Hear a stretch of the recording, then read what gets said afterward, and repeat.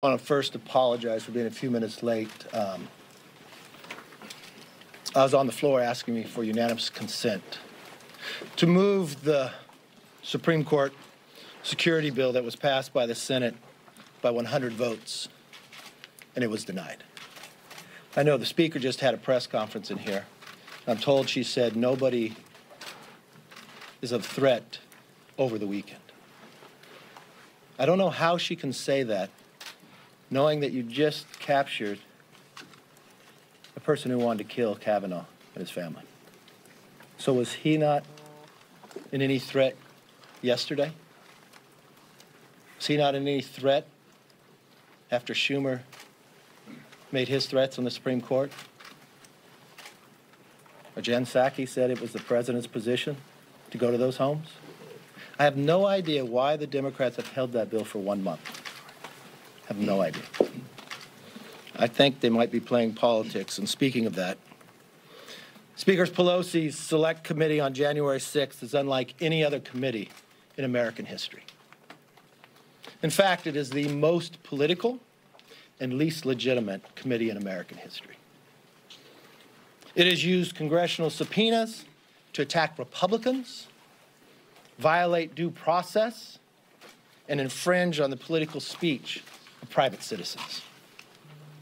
It has actually been caught altering evidence, including the text messages of our ranking member, Jim Jordan. It has permanently damaged the House and divided this country. And let's be honest, it is a smokescreen for Democrats to push their radical agenda. You read it in Axios just this week. The battle's internally because what do they want to do? They want to federalize the elections. And they're talking about their real outcome of what they want to achieve, abolish the Electoral College. All the while that the Democrats are ignoring really what is affecting the American people. The highest inflation in more than 40 years. Record high gas prices. Doubled since President Biden has taken office. Lack of baby formula. Unsecure border. Fentanyl coming across. Now the #1 killer of Americans between the ages of 18 and 45. Now let's be very clear. The violence at the Capitol that day was wrong, and we have repeatedly denounced it. But keeping the Capitol safe is not the point of Pelosi's illegitimate Select Committee. From the beginning, the Select Committee refused to investigate the real circumstances that led to the riot, including the lack of security around the Capitol. They also ignored the left-wing mob violence, which led to riots and loss of life across the country that summer. When House Republicans proposed investigating these facts, as you'll remember, on January 12th, we put it to the floor, and every single Democrat voted no. When I sent Pelosi a letter after they voted no, she did not respond for 3 months. Then she jumped to create a Select Committee. Not only that, she rejected the minority's picks to be on the committee. That's going against 232 years of a tradition in this House. You reject the minority to have a say in the committee. Who did she reject? Congressman Jim Banks, a distinguished Afghanistan veteran. She rejected Congressman Jim Jordan. He's the ranking and maybe soon to be chair of Judiciary Committee. Now, why she rejected these qualified Republicans, she appointed radical Democrats. You ever spend any time to see who's on it? She appointed Chairman Thompson, who, to be clear, objected to the presidential electors in 2005. She appointed Congressman Raskin, who also objected to the presidential electors in 2017. But let's not forget what else he said. He called for President Trump's impeachment Not during his term in office, but between him when he was elected and being sworn in. And then she appointed Congressman Schiff. Just saying that name should be enough. But we watched what Schiff has done to our country. The years of lying about the Russian hoax.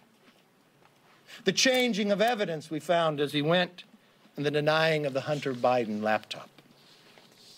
You know, our future rests on the ability of Americans to trust our political system, to have safer streets, to have affordable food and gas, and to have confidence that their elected officials are listening to real concerns.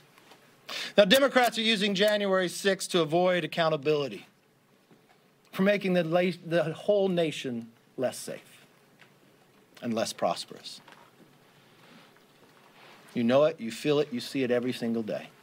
Every single day, the food prices go up, and along with the gas.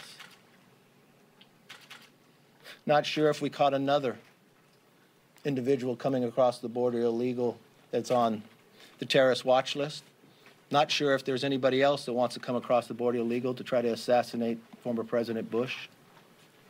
Not sure if the plane from Australia bringing goat milk to try to feed the children of America. That's the America we have today.